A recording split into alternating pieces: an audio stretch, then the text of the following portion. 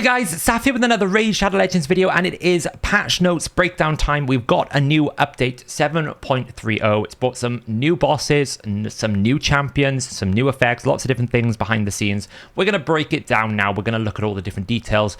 We're first going to cover the official patch notes. We're going to have a look at all the notes that they've provided, and then I'm going to give you some insights in terms of like the new champion multipliers, anything behind the scenes, the new boss multipliers. We'll be talking about the new artifact Ascension numbers, what you can get, and all those different things. We'll look at the new oil efficiency levels because they have changed from places like Sand Devil and the Shogun Grove. We're going to look at basically things that you can't see from the patch notes and in the game. That is the unofficial patch notes. We're going to be looking at that. But first, let's go through the official patch notes here. Let's have a look at what they have changed in this update. So, of course, the big part of the update is the Phantom Shogun's Grove. We've finally got this Accessory Ascension dungeon.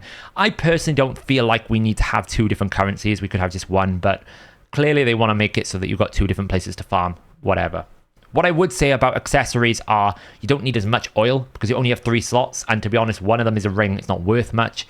Really, all you care about is the crit damage on the amulet and the axiom resistance on the banner. But if you obviously want to do damage, then you'd want the attack or the defense or the HP on the ring and the amulet, ring on the banner as well. So, but that's other than that, you don't really care about it. What I would say though, the amulets will give your Seer 12% more crit damage. So the amulet is worth getting a good amulet on your Seer. You don't need enough. You could probably use your freebie stuff to find one because the actual options are much lower. The roll ranges are much lower. You can get less variations in terms of what you get from your Ascension. So actually, you need less oil for Accessory Ascension because there's less things you can get. And also there's less slots. So it's all a bit less compared to the Sand Devil. We're going to have a look at the Shogun in a minute. But basically there's new Shogun, gets new extract, blah, blah, blah, blah, blah. We also updated the advanced quest for ascending artifacts. Ascending accessories now also count. I thought we were getting rid of that completely. Why can't we just get rid of this quest? Nobody likes it. Nobody wants it. It's way too stupid. It's not even like it encourages me to do the dungeon because really... it's an annoyance. It's not a, okay, go do it. It helps your account. Quests should help your account. They shouldn't hinder your account. Especially if you're a new player. Like my free-to-play, I lose a free refill when this comes up on my free-to-play. I can't do it. I just haven't got the champions to do it right now. So just remove the quest, please. Just remove it. So many people just don't want it. It's a free win. Anyway, Sylvan Watcher Crypt, I think it's going to start on Monday when the rotation resets. We have got some bonus rewards, and the rewards are actually quite good. I literally logged onto my main account and I got basically 4 Mortal Tier 1 souls, and I also got a Epic Skill Tome, and I didn't even do anything. I just got free stuff. But as you can see, we are also going to get 2 Void Shards, a 4-star chicken, a Tier 2 soul. Also, we're going to get an Eternal Soul. We're going to get 2 million silver, 1.5 million silver. We're going to get 2 of these Tier 2 stones. Well worth doing. Considering the Sylvan Watchers factions for my level of account, a late game account, is probably going to be able to free clear it. Especially if you picked up the Owella or the Elva champions from either the Guaranteed and the Fusion. If you've picked up a Mr. Diethy or a Ruella along the way, you're more than likely going to be able to do it. So we'll talk about what the actual wave configuration is, what boss it is in the unofficial parts. But yes, that's going to probably get added on Monday. I don't actually know what the schedule is going to be now, but it's another faction wars. If you haven't got Lydia and you're waiting for a champion chase, unfortunately, you're not going to be able to get her for the champion chase, which is a bit lame. It's a bit unfair. If you haven't got Lydia, you have to complete the Sylvan Watches to get Lydia. Those are the 2 main things. But yeah, we've also added a champion filter. Wow. All I can say is about the champion filter. Wow. I can finally search for the champion that I want and it comes up. Brilliant. Polymorph rebalance. I use rebalance very loosely because we haven't rebalanced anything. All we've done is we've made it so that polymorph requires accuracy, even though we didn't need accuracy in the first place. Champions that are debuffing you are not sitting there with lots of resistance. So all I need is my tanks to have a little bit of accuracy from, like, I don't know, affinity bonuses, like the Great Hall, the first Great Hall, Faction Guardians, a bit of empowerment. Maybe I throw an extra amulet in with a double roll of accuracy. I don't need much. This changes nothing. And also, we've made Yumiko's A2 deflect sheep. I mean, she's got a place to hex to begin with, so she'll sheep herself.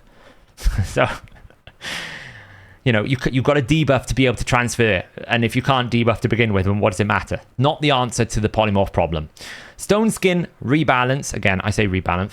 It's not really a rebalance. They've added HP burn to Stone Skin. Now, HP burn will destroy the shield quite quickly. It's quite good. The problem is, once the shield is gone, once Stone Skin is gone, burn is useless. And what does burn do? It procs polymorph. So really, this is an answer to the fact that the solution to Stone Skin was always bombs, but you introduced Marichka, which stops you bombing. So why don't you just fix Marichka's passive not to include the bombs? Then you don't need this HP burn, then you reduce the complexity. It feels like the counter to Stone Skin is being worked around because the counter to Stone Skin no longer works. It's like, why don't you just fix why the counter that you originally intended doesn't work? There you go. Basically, this changes nothing because you cannot really afford to have a HP burn dedicated in your arena team that's going to get polymorphed. Simple as. Sand Devil, Necropolis, reward rebalance, they have massively increased the amount of lesser oil you get from at stage 11 onwards. We're gonna have a look at a chart so we can see exactly what the difference is in terms of which stage you should be running, because as everyone knows, if you've watched any of my videos, I advocate that you run stage 7 for your lesser oils over any other stage because it's actually the best stage. That's no longer the case. We've got a blessing change count reset, so they've reset all your blessing swaps, so if you want to swap a blessing, you can do it now for free. We've got some new champion lore. I know Never on the site basically goes, Never on the team basically goes and makes all these laws up for us. If you're interested in any of these, you can go read them. New resource, Prism Crystals. Prism Crystals are a new type of resource available in the summoning portal. They are used to summon select champions during special in-game events. More details.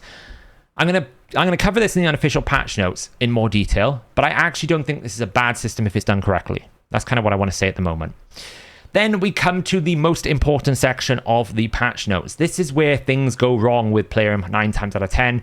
They're these little notes that they forget that they put in, and they're very minor. Normally, in the last couple of updates, I've had the biggest problems in the game. So I'm just going to skim read this, and then I'm going to jump back into the video. So there's a few big things I want to point out here. Firstly, the Ignore Defense area bonus now applies to Masteries and Blessings. It clearly wasn't before, so your War Master, your Phantom Touch, probably your Lightning Cage wasn't ignoring the defense bonuses you had got out of the area bonuses. They will now, so that's quite a good improvement. Fix the bug that caused the wrong number of total turns to be displayed in the battle result window. This was part of the new turn-based tournaments that they cancelled to fix this. What was happening was if you crowd controlled an enemy and that enemy took a turn whilst crowd controlled, it didn't count towards the total turns when it should have done. So I'd raised this issue with some of the moderators in the official Discord to say, hey, look, if you're going to release this turn-based tournament, it's going to create inconsistencies. And then what's going to happen is you're going to fix those inconsistencies, and players are then going to say, you've nerfed our turn-based tournaments. So just wait, fix the problem first, because otherwise you're going to cause yourself a big PR thing. So I think that's what they kind of did. They realized that was going to be the problem. It wasn't actually a problem that much. It was like one or two things, but if you did a lot of crowd control, you could save yourself a lot of turns. And obviously the big difference here now is from the old Doom Tower. The old Doom Tower way used to be that as long it didn't used to count the enemy's turns, right? So the trick that you got your turn count low was you'd run a Baron in retaliation or whatever, and you'd get him to get attacked and he'd counterattack with his A1, so technically you took 0 turns. That doesn't work anymore now. Basically, enemy turns count as well as your turns. Fixed a bug that caused Artak's Burning Blood passive skill not to destroy his max HP while under shield. Now, this is another inconsistency because they've only done it for Artak. Now, when this happened, a lot of people are saying, oh, why is Artak not destroying his max HP? Well, he's under a shield. I was like, oh, well, he's under a shield. The principle has always been, you don't destroy your max HP while you have a shield. That's what Taras does. That's what other people do. So now that they fixed this one, I'm saying, well, what is the principle? Is it a case of if you are shielded, you don't lose your max HP? Or if you are shielded, do you lose your max HP? Because if that's the case, then Taras needs to be adjusted because Taras doesn't lose max HP when he's under a shield. And that is a problem because he's a max HP nuke. He's a HP nuker. So if you can destroy his max HP, that's a valid way to reduce his damage. But you can't because if he's under a shield, he doesn't lose any max HP. So I'm going to sit here until I'm blue in the face talking about consistency and adjusting Taras Marichka. They're never probably going to nerf these two champions, but they need to because you keep changing other champions to make them inconsistent. It's already bad enough that Artak's damage is not based on his base HP, it's based on his actual HP. Now you're also doing it that he destroys his max HP whilst in the shield. Neither of these effects happen with Taras, so that's my only bugbear there. Anyway, let's get into the unofficial patch notes. Now, this part of the video is not endorsed by Player, it's not encouraged. I always put this disclaimer in. This information is all stuff that I have read out of the game client that is in the live client. It's basically like the information behind the scenes that basically tells the game how to run the game. It's not any server related information. It is just what the game client that I have when I open Raid shows me. So it's helpful for me to find out how things are working. We often find bugs and issues related to Razzlevarg. This step is important to improve clarity and help you understand the game, but it's not official. That's why we call it the unofficial patch notes. So let's talk about some new general notes. There's a new Gnut skin that has been added. Looks pretty cool. He's strapping on a finite shield on his back. Don't know when we're going to get that as an offer, but that has been added. They have adjusted Lonatharal's passive. He's meant to increase his damage when he's attacking into shield. There was a typo bug, essentially, which meant that it wasn't doing it correctly under the right type of shields, whether it was artifact or normal shield. They've corrected that, so he should now do proper damage. There has been a small change to Candrafon's A1 phasing. Now, what I mean by phasing is the period in the battle engine in which the champion uses this ability. Before, it used to be after he dealt damage. Now it's after his effect has been processed. I don't think it changes Candrafon in any specific way, but let me know in the comments below if your Candrafon is not behaving as you would expect. I haven't really tested it because I don't use Candrafon awfully that much these days, but that's all they've changed. It's a slight change. I don't think it changes anything in the game, but just let me know in the comments below if you do see any inconsistencies. And finally, I don't know if this always was the case, but Magma Blood's duration of his bombs got increased to 3 turns. I'm wondering if it used to be 2. I'm wondering if it was an error that the skill always did 2, even though he was meant to do 3, and the skill description said 3. So just another small fix there. Now let's talk about these new prisms, limited shard, whatever you want to call them, summon tokens. The way I think this is going to work, from what I can understand from the descriptions that I've seen in the game, is it's going to be like a hero path meets life token system. So what I mean by that is the hero path events normally are structured around 2 types of things you have to do, whether it's summoning, training champions, dungeon divers, artifact enhancement, those sorts of things. You earn the currency that is required for that path, and then you spend that currency on the path before the path ends. Once the path ends, you convert that into silver. That's the hero path event style. You can't hoard, you basically spend what you earn. So I think that's what they're going to do here. They're going to put on a Prism event where you have to do certain activities. Don't really know what they are in any detail. Once you've done those Prism activities, you're going to earn the currencies, and then you're going to spend those during the event. Now, what are you going to spend them on? Well, it's going to be like a life token system. They're going to select a subset of champions, like they do with the times 10, and you're going to be able to summon those champions. Now, I don't know if they're the only champions you're going to get, or whether they, there's an odds that you get normal rares or whatnot. There's no detail for that, but I think what they're going to do is they're going to pick like 5 to 10 champions, and then you use your prisms, and you get one of those 5 to 10 champions on different odds, right? We expect the legendaries will be harder to get. I think that's what they're doing, and I like that concept, because what they're doing is they're solving the times 10 problem where, like, you probably pulled your shards down the summon rush and you're going, I pulled 10 secrets, I got nothing. Or if I did, I got a legendary champion I didn't want, right? The times 10 odds are so low that they're irrelevant. So this system is actually quite cool because you can choose to participate in a Prism event if you want to. If the champions are in the pool are not very good, you skip. If they are good, you go and do that event. And then you have a better opportunity of getting those champions because you've excluded all 750 other champions from the pool.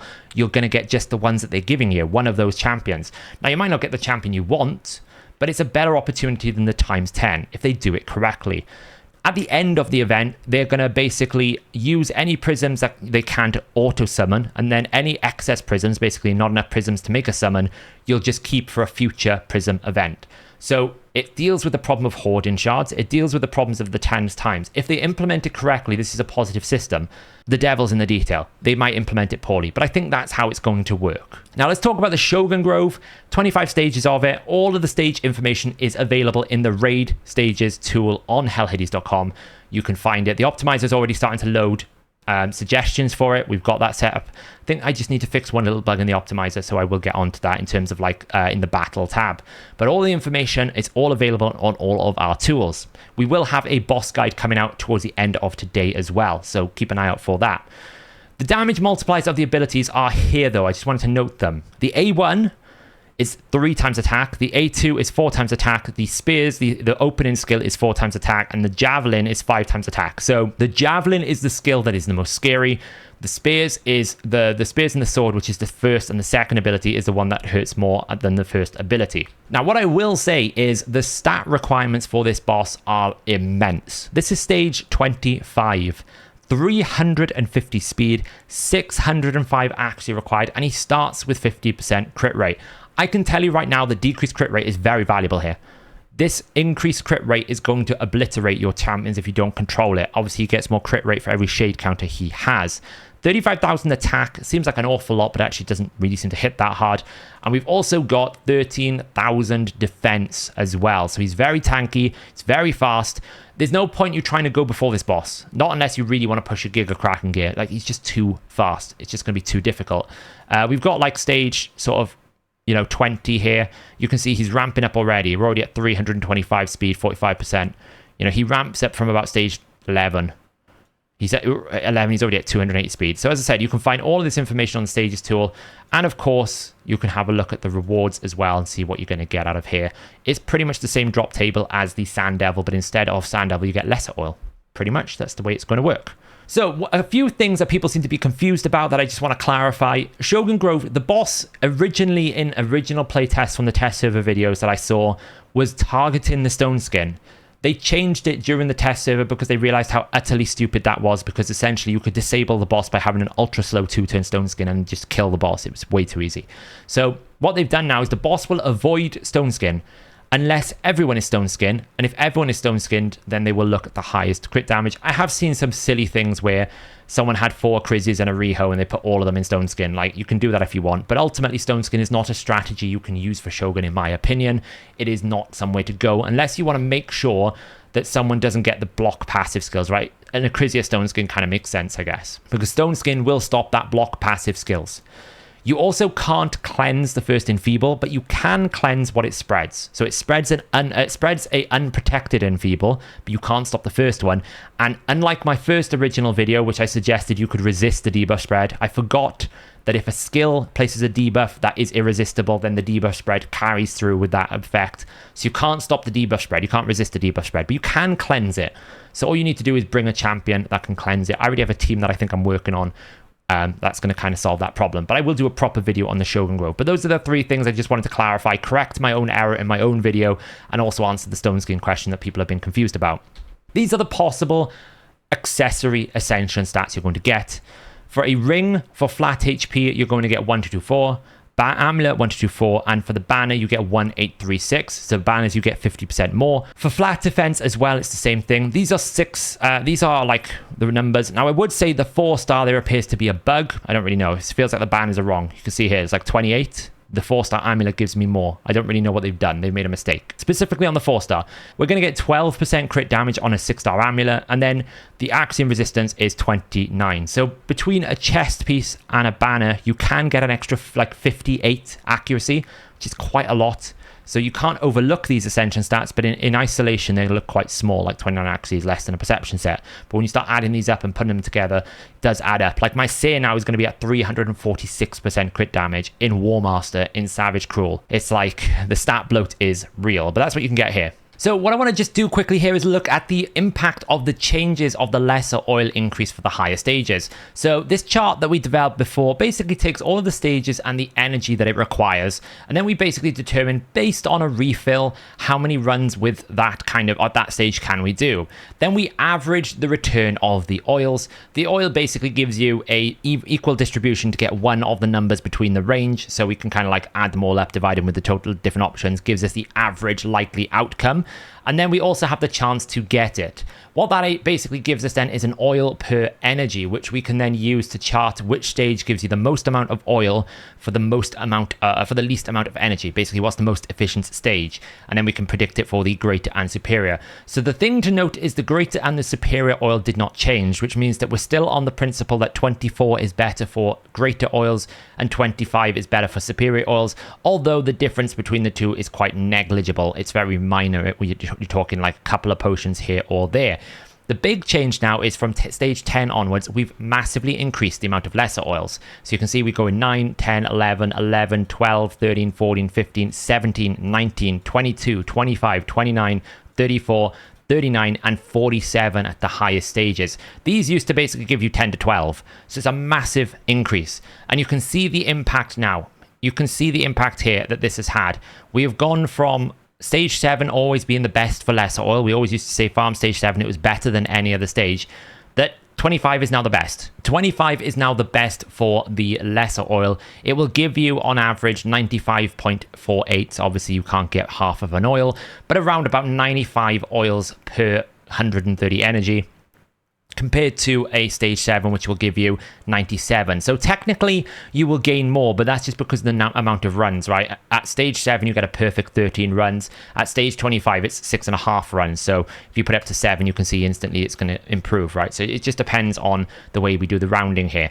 But basically in terms of the oil per energy, 25 is now the best stage, followed by 11, followed by 7. But reasonably you could still farm 7. You wouldn't lose too much. You know, we're talking it's 0.5 difference, but it does show that stage 25 now is really, really good to farm.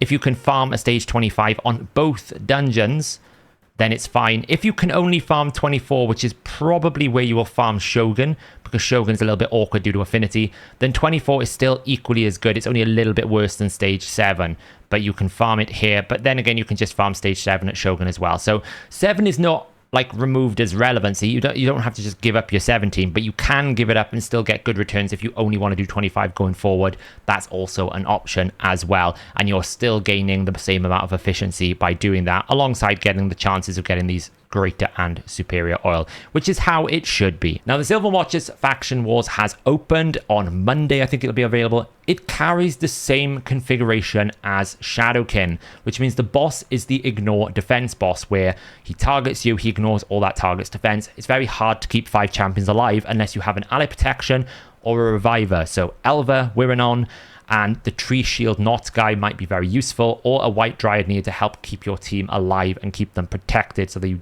get that 21 stars done, you know, like the 21 3 stars. Again, you can come into the stages tool. You can see down here we have got all of the different stages tool here. We've got like the Dueler is the boss. You can see all the different stats. It is the same configuration as Shadowkin 21. They just seem to copy and paste it because I think it's the hardest boss. So let's talk about the new champions then. We have got Lone Blade Rehab. He has got a 1229 base attack and 96 speed. It's a bit slow, but actually, because of his passive where he deals 10% more damage if you're attacking a decreased defense and weakened target, he hits really hard for a rare. He's one of the strongest hard hitting rares in the game. So if you need a damage dealer and you just want to kind of push through on Faction Wars, it might be an option, but I do think it's contingent on that decreased defense and weaken, right? Which is not that many AoE champions in the faction that can do weaken. But he can provide the debuffs himself, but they are the small versions because he's a rare champion. Next up, we've got one of the best looking champions in the game now, in my opinion, Tree Shield Knot. He's not a damage dealer, right? He's not there to do damage. He's there to protect your team. He's there to revive your team. He will have a base attack of 947, a good base speed of 101. His A1 is average. He's there for utility and support. So next up is Waragren Suncurse, the void that you get in the fusion. He's got a base attack of 1421 with a base speed of 98. Now what makes this champion really strong is all you have to do is knock 1% off your enemy. If he's at full HP and the enemy's at 99%, he does 30% more damage. So all of these attacks have been programmed as if you're always attacking an enemy that's got slightly less HP, just slightly, only needs to be slightly. And that is a godlike ability. And the way you're meant to play this champion, I think thematically, is you go in with the A3, you kill an enemy, you get yourself unkillable, you go down to low HP, you then use the A3 to health swap yourself back up to full HP, and then you can go kill another enemy. That's, I think, the way that it's meant to work. Now, the only problem is once you finish that rotation, it's quite a long cooldown to get back to that health swap. But what I will tell you as well is the health swap works even if you, like, it'll work on bosses. It guarantees you the extra turn. It won't swap the health, but you can always use it as an extra turn. So what I would say, that makes him a relentless candidate. Any champion that has a guaranteed extra turn is very strong with relentless. So I think a relentless build with this. I'm very curious with this Waragren Suncurse. If I pull him, I would build him to play around with him to see what I could do. He is only single target, which is a pain, but I think potentially that's the way you're meant to play him. Nuke someone with the A2, get yourself unkillable, then you health swap yourself back up to full HP, get that extra turn, then you go again with the A1 and cycle through it. But that passive is what makes him hit really hard. It only has to be slightly less HP than him, and he deals 30% more damage. It's more than weaken. It's a huge increase of damage. Next up, we've got Ambassador Lethelin. Again, we talked about him a little bit in the free-to-play video earlier today. He's not a damage dealer. He's a support champion. He's going to give you a targeted taunt. I think it's the only champion in the game that gives you a targeted taunt. You're going to get an attack of 969, a speed of 106, so good speed, but he does no damage. It's a 2.9 times attack weak. So you're using him as utility support if you want it, but I don't think he brings enough to really justify a spot in a team, because I just don't think right now there's enough places with enough variation that taunt matters. I just don't think it's like, you don't really lock out a champion. If they got an AoE, they can still AoE. All they have to do is just target that AoE on that champion. So that's my only problem with taunt. I just don't see it as a viable buff at the moment, which means that this champion being focused around taunt loses a lot of value. Then we have Ethlen the Pointless. I really don't like this champion. I think he is a waste of a Void epic. When you consider you've got champions like Akimtum, like even Weregren Suncursed, things like Seer, this champion just makes the Void epic pool harder to get. Like Godseeker and Aerie, these champions are the ones you want. You don't want this champion. All he does is block active skills AoE and deals damage. You can't even enable the fear component of his passive, because you need the fear to land. The fear needs actually to land. The only reason why fear would land is if you don't place block active skills, which means you don't have enough accuracy, or you're 3%. So there's like a 3% window where you have a fear. It's not like you can use someone else to do block active skills or something, or not build accuracy and then you get the fear, which is what we probably want more than the block active skills. I'll be honest, I don't really feel like block active skills is that valuable, and there are better champions that can do it. Like you've got Bistophus that can do it, you've got Vlad that can do it, you've got Countess Lix. Yes, they are legendaries, but they're not Void epics, you know. So he hits hard because of his passive. But honestly, this champion was probably one of the worst I'd ever rated in a long time. I felt like he was just a useless champion. He's got a base attack of 1432, base speed of 97, and he will hit quite hard. So, and finally we have Gnut. By now everyone should know about Gnut. He's a strong champion. He's defense-based. He's got a base speed of 99, which is a little bit slow, but not the end of the world. Base defense of 1520, which is great. We want that. The first ability is a triple hit A1, and it will drop turn meter. If it can't drop turn meter for any reason, it will then try and place freeze. Makes him perfect for Fire Knight, perfect for a lot of wave content. If you can't drop the turn meter anymore, it'll freeze. Gets you some crowd control.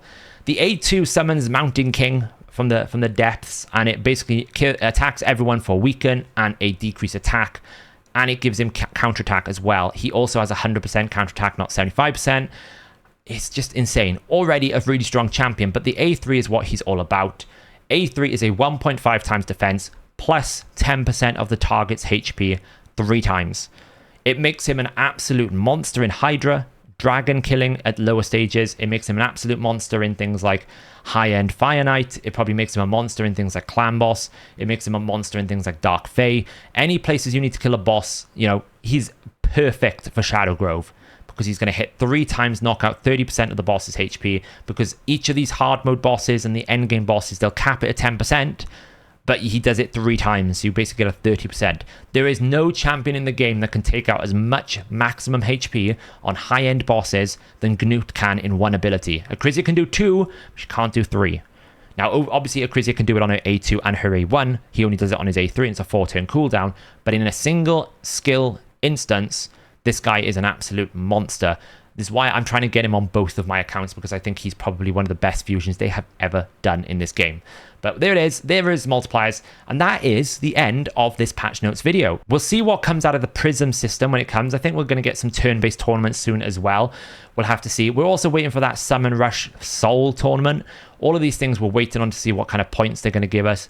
Clearly, their goal is to try and add more event diversity into the system. If they implement it like they did with the Soul tournament, and that's the points we get, it's just too bad. Like, it's awful. It's going to make people not want to engage with the system. But if they do it right, I think Prisms will be profitable for Plarium and profitable for the player. So we'll have to see what happens. That is the end of this month's patch notes videos. We'll see what comes in the next updates. Thanks for watching, and I'll catch you in the next video.